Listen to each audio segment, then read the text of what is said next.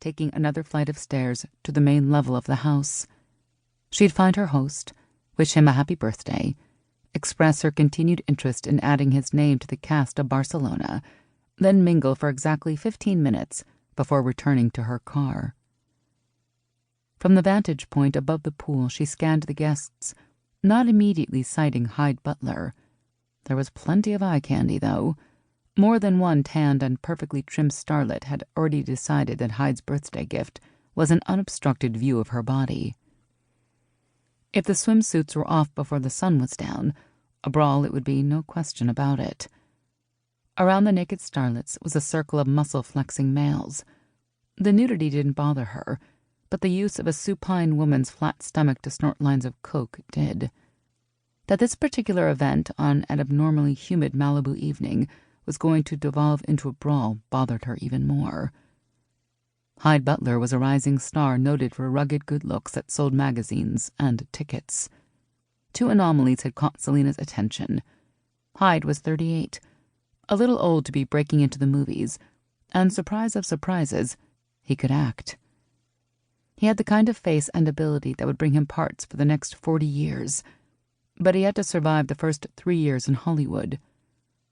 Everyone from his old friends to his agent to whoever was producing his next action flick was backing the Hyde Butler horse, and anything Hyde wanted, Hyde would get. Younger heads had succumbed to the many temptations of newly initiated stardom, but she had hoped Hyde was old enough to have seen the tricks and treats for what they were. She was aware of eyes watching her as her heels clicked across the still-warm Spanish tiles of the expansive covered patio. Some gazes slid past, not allotting any value to the plain black suit, even if it was Dior, or a simple tucked behind-the-ears bob. Other gazes locked and followed, knowing who she was.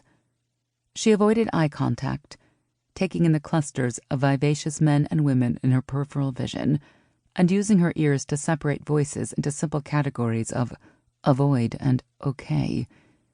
She chose a path with least to avoid. Looking at the partygoers, she wasn't so sure Hyde was as wise as she had hoped. She was here to encourage him to join Barcelona, but no star was big enough to be worth dealing with their addiction issues. Not to her, at least. Other producers might roll with or even encourage it, but she'd never found it easy, and after Jennifer, it would be impossible.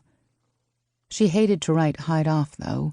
They talked 3 or 4 times, and she hoped the rapport she'd felt hadn't just been his magnetism. "Selena, darling." Putting on her best party face, she turned to the voice, offered a cheek to Bertram Glacier, who was too smart and too old to stick around for a brawl, then to his wife, who was young, pretty, and wore a rock the size of a golf ball on her 3rd finger. She would want to stay, no doubt. "Bertie, we have to have lunch. Seriously.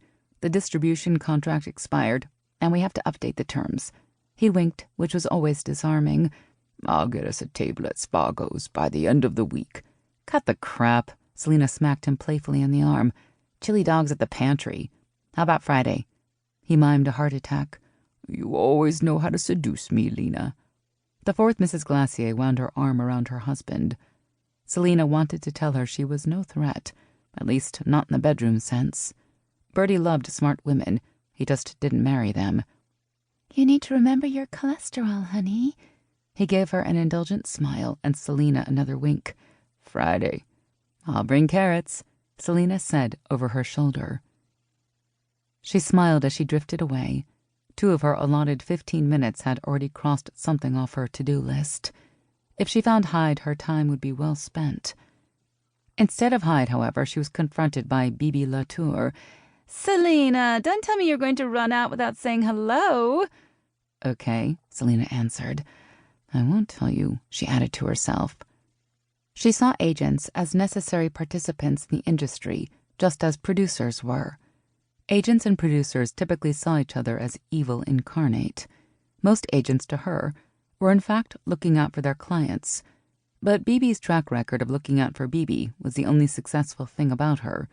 Selena was also willing to bet there was more than a mere personal stash of white powder in Bibi's cute little evening bag. "I know you really want Hyde for your little movie, but the whole world is clamoring for..."